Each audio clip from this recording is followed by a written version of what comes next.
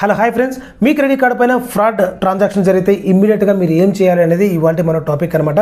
ఎవరికైనా మీరు ఇప్పుడు ఫ్రాడ్ ట్రాన్సాక్షన్ జరిగిన తర్వాత వచ్చి ఈ వీడియో చూస్తుంటే వెంటనే వెళ్ళేసి మీ కార్డుని అయితే బ్లాక్ చేసుకోండి. తర్వాత వచ్చి ఈ వీడియోని చూడండి. సో ఎవరైతే నాలెడ్జ్ కోసం చూస్తున్నారో please continue to this video. చాలా చిన్నది అనమాట వీడియో, అక్కడ స్కిప్ చేయకుండా ఎండ్ వరకు చూసారంటే ఖచ్చితంగా మీకంటూ ఒక మంచి నాలెడ్జ్ దొరుకుతుంది అనమాట. దానికంటే ముందు మీరు మన ఛానల్కి ఫస్ట్ టైం విజిట్ చేసినట్లయితే please subscribe and support my channel. Friends చూడండి, మీ క్రెడిట్ కార్డు పైన ఫ్రాడ్ ట్రాన్సాక్షన్ జరిగిన వెంటనే మీకు ఒక అప్డేట్ వస్తుంది కదా, SMS వస్తుంది కదా ట్రాన్సాక్షన్ అయిందని. అదే ట్రాన్సాక్షన్లోనే ఈ ట్రాన్సాక్షన్ మీరు చేయకపోతే క్లిక్ ద బిలో లింక్ కానివ్వండి, డైల్ ద బిలో నెంబర్ కానివ్వండి వస్తుందన్నమాట. అక్కడ మీరు డైల్ చేసిన వెంటనే ఇమ్మీడియట్గా IVR కనెక్ట్ అవుతుంది. So please for block the card +1 or 2 కానీ అడుగుతుంది అనమాట. ట్రాన్సాక్షన్ మీరు చేయకపోతే ఇమ్మీడియట్గా బ్లాక్ నెంబర్ అయితే సెలెక్ట్ చేసుకోండి. కార్డ్ అనేది ఇమ్మీడియట్గా బ్లాక్ అవుతుంది. లేదంటే కనుక మీరు మొబైల్ యాప్ ద్వారా కానివ్వండి, లేదంటే కనుక మొబైల్ అప్లికేషన్ ద్వారా కానివ్వండి, నెట్ బ్యాంకింగ్ ద్వారా కానివ్వండి, మీరు ఇమీడియట్గా అయితే బ్లాక్ చేసుకోవచ్చు. మీరు బ్రాంచ్కి వెళ్ళాలి, లేకపోతే కస్టమర్ కేర్కి లైన్లో వెయిట్ చేయాలనే అవసరమే లేదనమాట. కొన్ని ట్రాన్సాక్షన్కి బ్యాంక్కి కనుక సస్పిషియస్ అనిపిస్తే ఇమీడియట్గా వాళ్ళే కాల్ చేస్తారు. సార్ ఈ ట్రాన్సాక్షన్ మీరు చేశారా, లేదు చేయలేదంటే కనుక ఇమీడియట్గా ఆ కార్డ్ అనేది బ్లాక్ చేసేస్తారు. సో బ్లాక్ అయిపోయింది.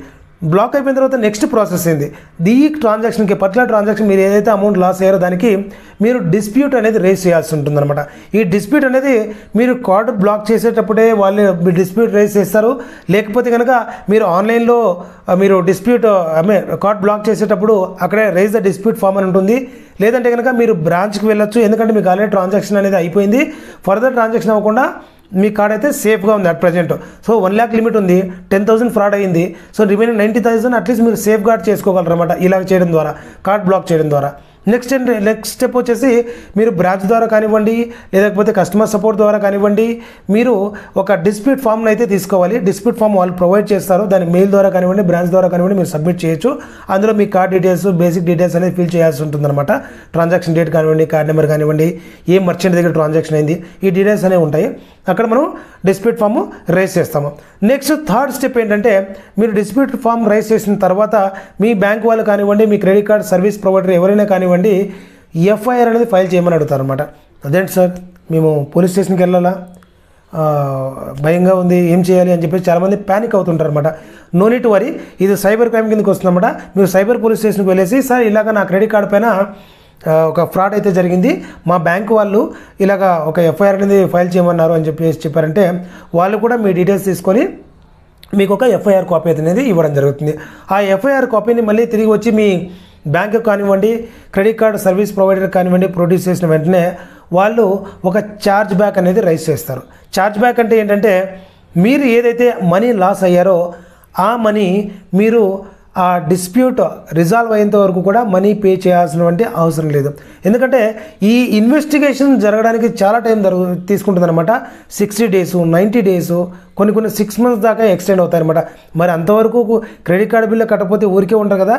కాబట్టి మీరు ఎప్పుడైతే డిస్ప్యూట్ రైజ్ చేసి కార్డ్ బ్లాక్ చేస్తారో వాళ్ళు మీకు ఛార్జ్ బ్యాక్ అనేది రైజ్ చేస్తారు. ఛార్జ్ బ్యాక్ చేయడం ద్వారా ఏమవుతుందంటే, మీ పర్టికులర్ అమౌంట్ అనేది క్యారీ ఫార్వర్డ్ అవ్వకుండా టెంపరరీ క్రెడిట్ ఇస్తారనమాట వాళ్ళు.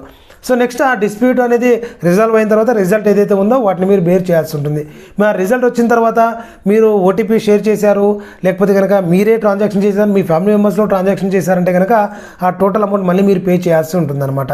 సో లేదు ఈ ఫ్రాడ్లెంట్ యాక్టివిటీ అంటే కనుక అమౌంట్ వచ్చేసి పర్మనెంట్గా వచ్చి క్రెడిట్ కార్డులో వచ్చేసి క్రెడిట్ అయిపోతుంది. అప్పుడు చూపిస్తారనమాట. అంటే మీకు ఇప్పుడు వచ్చినటువంటి టెంపరీ క్రెడిట్, అప్పుడు వచ్చినటువంటి క్రెడిట్, సో రెండు డిఫరెంట్గా మీకు నరేషన్ అయితే ఉంటాయి. అది బ్యాంక్ టు బ్యాంక్ వేరియేషన్ ఉండొచ్చు అనమాట.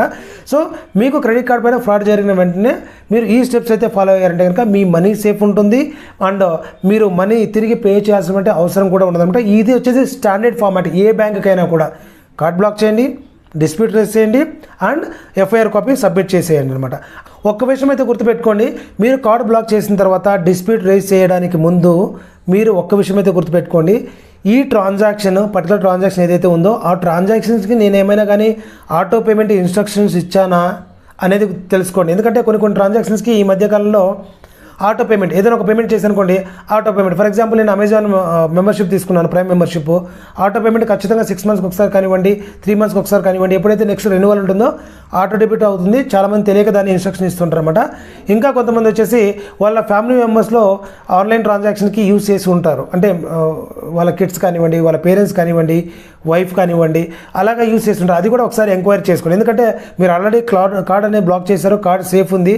నెక్స్ట్ డిస్ప్యూట్కి ప్రొసీడ్ అయ్యే ముందు ఈ విషయం అయితే తెలుసుకోండి. ఎందుకంటే ఎఫ్ఐఆర్ రైజ్ చేసిన తర్వాత ఇన్వెస్టిగేషన్ ప్రాసెస్ పోతే మీరు ఈ ట్రాన్సాక్షన్ మీరు ఆటో పేమెంట్ ఇచ్చిందండి, ఈ ట్రాన్సాక్షన్ మీ ఫ్యామిలీలో పలానా ట్రాన్సాక్షన్ యూజ్ చేశారండి, ఆ గూడ్స్ కూడా ఆల్రెడీ వాళ్ళ అడ్రస్కి అనేది డెలివరీ అయ్యాయండి, ఇవన్నీ వస్తే చాలా వరకు కాంప్లికేట్ అవుతుంది. కాబట్టి ఈ జాగ్రత్తలు వహిస్తూ మీరు పక్కా ఇది ఫ్రాడ్లెంట్ అనుకుంటే కనుక ఎఫ్ఐఆర్ అనేది ప్రొసీడ్ అవ్వండి. వీడియో చాలామందికి యూజ్ అవుతుంది అనుకుంటే వీడియో నచ్చితే ఒక లైక్ అయితే చేయండి. వీలైతే మీ ఫ్రెండ్స్ అండ్ ఫ్యామిలీకి షేర్ చేయండి, ఎవరికైతే ఈ ఇన్ఫర్మేషన్ రిక్వైర్మెంట్ ఉంటుందో. మరిన్ని అప్డేట్స్ కోసం మిస్ అవ్వకుండా నా ఛానల్కి సబ్స్క్రైబ్ అవ్వడంతో పాటు నా ప్రీవియస్ వీడియోస్ ఒకసారి చూసారంటే క్రెడిట్ కార్డ్ ఎలా వాడాలి, ఎలా వాడకూడదు, టర్మ్స్ అండ్ కండిషన్స్ ఏంటి, కంప్లీట్ డీటెయిల్స్ గురించి మీకు మంచి నాలెడ్జ్ దొరుకుతుందని చెప్పేసి నా అభిప్రాయం. చలో see you in the next video. Till then take care, bye.